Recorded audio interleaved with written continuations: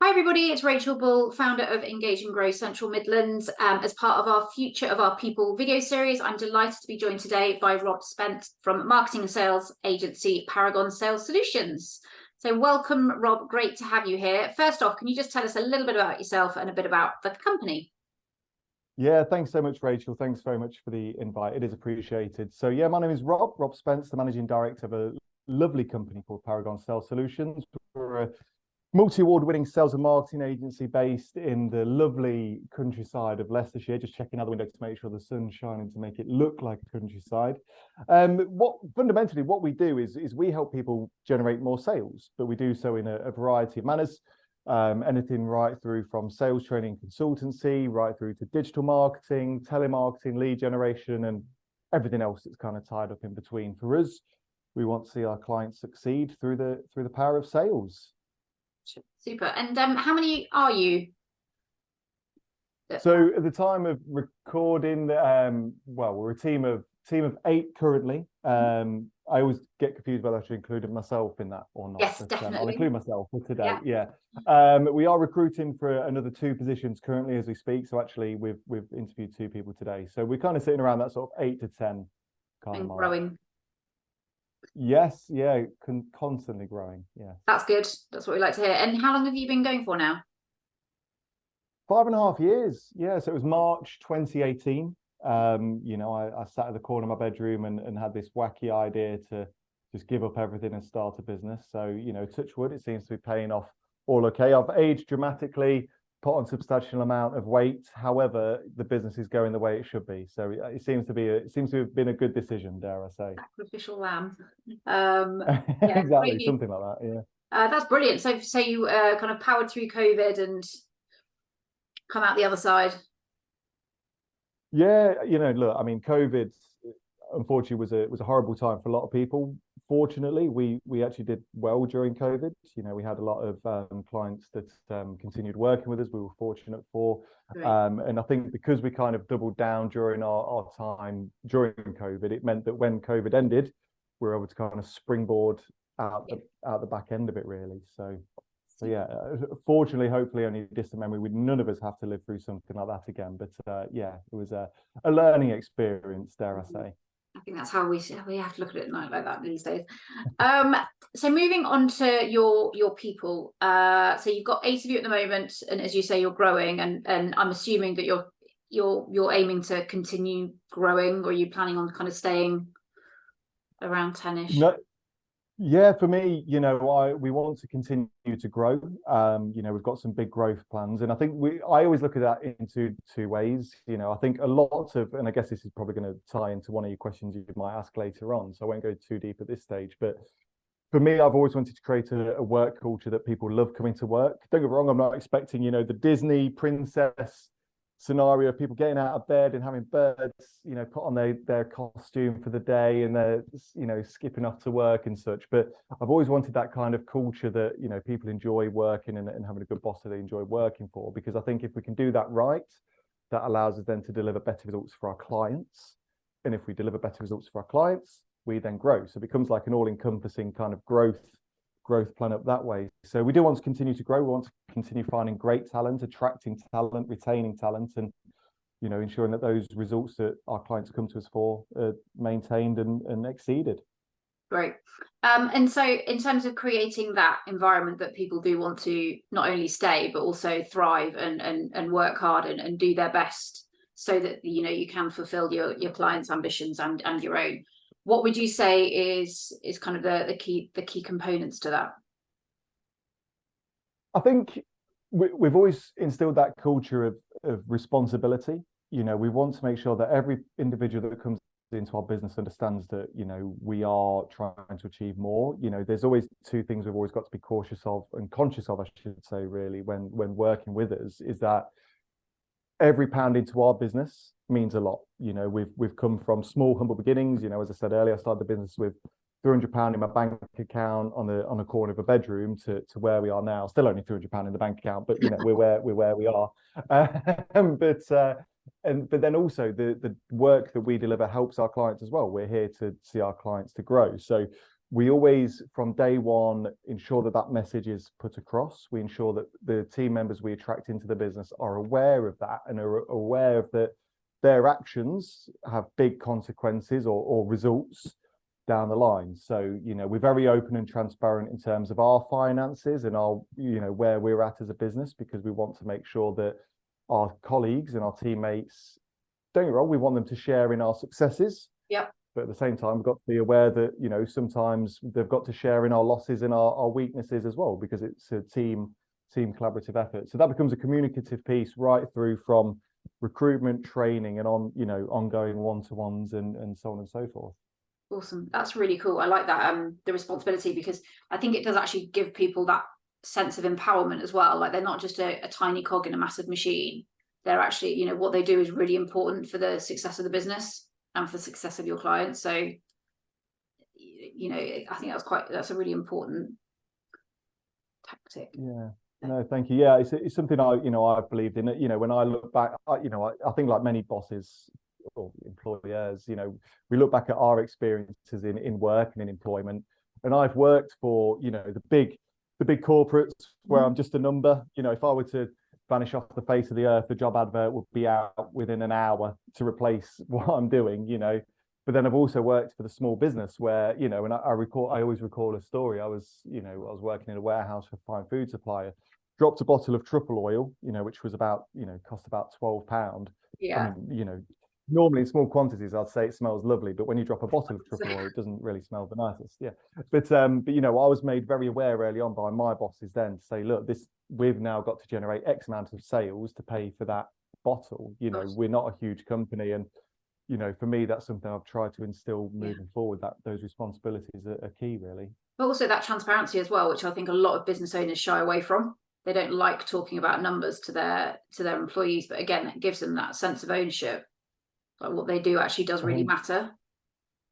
100%. Don't get wrong, on full transparency, we don't necessarily share it month by month, but a minimum of sort of quarterly or 6 months, we'll literally say, look, this is the amount of money we've brought into the business. This is where sales are. This is what we forecast for the next quarter or for the next 6 months, because we want our team to be aware that, we are in a competitive market. I could throw a stone out of my window here and probably hit another 10 marketing agencies within Leicestershire before the stone hits the ground, so the competition's rife, and every pound, every client matters. Yeah, absolutely. In terms of like employee engagement and culture, what are you seeing as the kind of the big issues in your sector, even or just more broadly? What are you coming across? Yeah, I think it's tough, and I'll tell you for why. I think the market's very competitive now. If we look at it from sort of like an employee engagement and sort of an employee attraction model, COVID has, although it was there before, COVID has I think accelerated home working, hybrid working, and in theory, I could attract talent, even offshore. I could get really good top quality marketing talent from abroad if we really wanted to. But we've always had a culture of having this office. We've got a solid bricks and mortar office. We've always stuck with that. Now, although that, in my opinion, that brings some pros, because we're allowed to come together as a team, we can share those highs, have some great camaraderie. It also has some negatives, because there are other offers where people might be able to work hybrid or just work from home and obviously save on commuting costs and so on and so forth. But I think like the big thing we've recognized, especially probably within the last 3 years, but probably a little bit longer, is the fact that I think workforces now, they look for more than just the salary. The salary, if anything, is just a very small part of what people look for. Salary, of course, is going to be a key thing, but they're going to be looking for healthcare, pensions, days off, employee benefits, and everything else in between. So I think the culture is trying to, or not the culture, I should say, the trend is trying to find a way to become more attractive and attract that top talent in, really, and to then retain it thereafter. Yeah, that's the other bit, is keep them. Yeah, exactly. That's why we've got padlocks and chains. Just don't let them out. They can't go. Simple. That is a good strategy. It works. That's really useful, really interesting. And I think you're right with the hybrid thing. It is really hard, because, how do I say this? I think sometimes what people think they might want might not be the best thing for them as well in terms of remote working. So I'm pretty sure I would have been like, no, I want to work from home. I know that's not the best thing for me.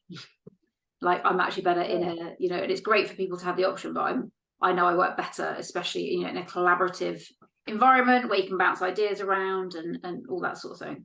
But I think a lot of people are starting to notice that now, that they actually do want to go back rather than being at home the whole time. It's obviously different for everybody though, isn't it? Yeah, the trend's flipping. And for me, one of the reasons why we've done that is because marketing, and in particular sales, is more of a highly emotive job and a highly more emotional job than that I think people are aware of. You know, we've got a telemarketing team, and they could be making 100 calls a day and facing, you know, rejection after rejection, having hard call after hard call. And you need that emotional. You don't want to be sat in your living room, your safe space. Yeah. You know, the place where you normally relax. You don't want to be having those conversations. And, you know, to be open and honest here, you know, even one of my colleagues in our digital marketing team downstairs earlier on today, she had a very tough conversation with one of our clients just due to results, and we need to kind of put some improvements in place. So if that conversation occurs once again in that individual's home environment, it's not nice. That's your safe place. So at least with sort of the support by being in the office, we can provide, even if it's just an ear, just to listen to that venting and ranting. It allows that that kind of safe place to exist. Yeah, 100%. Good, awesome. Based on not necessarily just with Paragon, but it might have been as a leader before then, what are the biggest challenges that you've faced, and I guess the biggest lessons from a kind of leadership perspective in terms of the people side of it rather than the other side of it? I think if I focus on Paragon for a minute, I think especially early on, it was ironically trying to sell the idea of what we as a business, or I as a business, was trying to achieve. You know, it's easier now because, like I said, we've got the bricks and mortar building, we've got the signs outside, we've won the awards. You know, there's lots of research about it. So if you're a candidate and you're looking to work somewhere, we've got that kind of social proof to say, look, we can provide a great career. But, you know, I took on my first member of staff, or my first team member, in month 2 of business. So I started the business in March, and Abby, my first team member, she joined in May of that same year. So I had to really kind of sell my vision and sell where I needed to be. And, you know, I had to kind of really put together a plan for Abby to say, look, I know right now, because she used to come around to my house and she'd take over the desk in the corner of my bedroom, and I'd be sat on my bedside table. I'd move my little iMac, well, big iMac, you know, to my bedside, you know, drawers kind of thing. That's me typing, by the way. I'm not Tommy Cooper or anything like that. Not like that. Typing away. So trying to sell that vision that, look, this is us now, but this is where we want to be thereafter. I think that was probably the biggest challenge, you know, and then attracting obviously more talent and team members thereafter, I think. Yeah, totally get it. It's something I'm working with some small companies at the moment who are kind of starting to grow. And so they're being really proactive and being like, we need to get clear on our purpose, on our values, on what our employee experience looks like. Not only because of then they're able to attract better, because they're able to say, right, we've got this in place, and this is how it's all going to work, and this is your onboarding, but also for themselves, because I think business owners are really good at not thinking about themselves as an employee and thinking about their own experience. So they will work like 18-hour days and not ever take any holiday and all this, and then it doesn't work. Like, as you recruit, then your top performers start thinking, okay, well, if that's how we do it, that's how we do it. I won't take any holiday. I'll work 18-hour days, and then it's just a vicious circle which never ends. And absolutely, that's really cool. What advice would you give somebody who's growing their team based on what you've kind of noticed as you grow? I think two key points, and I think it kind of follows on from what you've said there. The first thing I'd recommend is do it. Like, I'm under no qualms to say, and Abby, you know, Abby, when she joined the business, I've always made this aware to her. Without Abby joining the business so early, we wouldn't be where we are. It would have just been a job for me. I would have been a solopreneur, however you want to put it. I would have just cracked on. It's a big risk, of course, course it is. And as long as that risk is managed and supported and is a calculated risk. Yeah. That for us was the catalyst for us to grow. And then once obviously Abby was in place, we're then able to take on Emily and then grow from there. So I think anyone, I think if that kind of mindset comes about thinking, do I, don't I? When that happens, it's a case of do. Yeah. But I think coming back to what you've just said, it's making sure that the foundations are right. It's never going to be perfect. I don't think situations are ever going to be perfect. Nothing's ever going to be perfect. But I think make sure you've got the plans, the processes, the contracts, the legal stuff in place. Once again, I remember, it was, I think it was like the last working day of the month, and Abby was messaging me. She goes, "Rob, you're going to be paying me today?" I'm like, oh yeah. I suppose I should. And then I'm sat there. I remember sitting Googling, going, how do I pay my employees? And then going through the Gov website to find, I think it's BrightPay, isn't it? I think that you use for payroll. So I was just there doing it all myself. But I got away with it because we'd sorted things quite quick. But I think just if you're thinking about doing it, do it, but make sure you've got everything in place to support that team member to ensure that they've got a long and prosperous career with you. Yeah, awesome, love it. If you were to start again, would you do anything differently? Oh, it's always a tough question, isn't it? Because like if we started everything again, I wouldn't be where I am. In all honesty, for me, no. Like I say, I look back now and there's things that I could have done differently. If we look at the business as a whole, there was no business plan, we had no finances or funding. So we probably could be along our growth strategy a bit quicker than where we are now. But I think I'm happy with where we've turned out to be. I've learned so much from each and every team member that has come into the business, no matter how long or short they've been with us. Even in interviews, you learn things from other people. So I wouldn't say I'd change anything, but there's certainly a lot to learn. If I was to start another business tomorrow, I feel that now I'm far more knowledgeable to be somewhere much quicker than what we were. Yeah, massively. It's just like it's the biggest learning curve ever, isn't it? It's like you're right. I don't think people can be ready for it. I was a cocky mid-20s fella. I thought I knew everything. I read every business book in the world. I watched The Apprentice. I knew what I'm doing, running a business. And you sit there on day one, you go, I don't know what I'm doing. Even now, I've been running a business for 5.5 years. There's things that I don't know, but I think that's where you bring in a great team. In fact, I might, if we get some time, I've got something I'll show you that's pretty cool if we get some time at the end of this. But just remind me. But I saw something once about we've got to bring in great talent to grow your business. You as a business owner shouldn't be the most intelligent person in the business. You bring a team around you to support you in that growth, and that's something that I've always encouraged, and I learn from them and take credit for everything. No, yeah, definitely. Yeah. And what's next? What's next for Paragon? You said that you're recruiting a couple more at the moment. What's after that? Yeah, so we want to continue our growth plan and our growth trajectory. It's still always step by step. We want to make sure that we're in no debt. I want to make sure we grow step by step. Our offices here in Counsthorpe are doing a good job for us, but they're also, we've got like one seat left and then we're full up here. So we do want to continue to grow, but we want to continue for the right reasons. We don't want to grow just for greed and profit and for money, as much as I'd love some more, but we want to grow because we know that we've got we'll class it as a product. We know that we deliver great results for clients, and there's more clients that I want to be able to work with, and we're only going to be able to help and support those clients if we grow. So keep your eyes peeled in various city centres across the UK and the world. You'll soon see some Paragon Sales Solutions offices, I'm sure, but it'll be a long 5-10 years before that happens. Exciting journey. Absolutely. Brilliant. Absolutely. That's awesome. So thank you so much for sharing all that. So much that our viewers can take from that. So it's really interesting. So it's been a pleasure. Thank you once again. And to our viewers, look forward to seeing you at the next Future of Our People.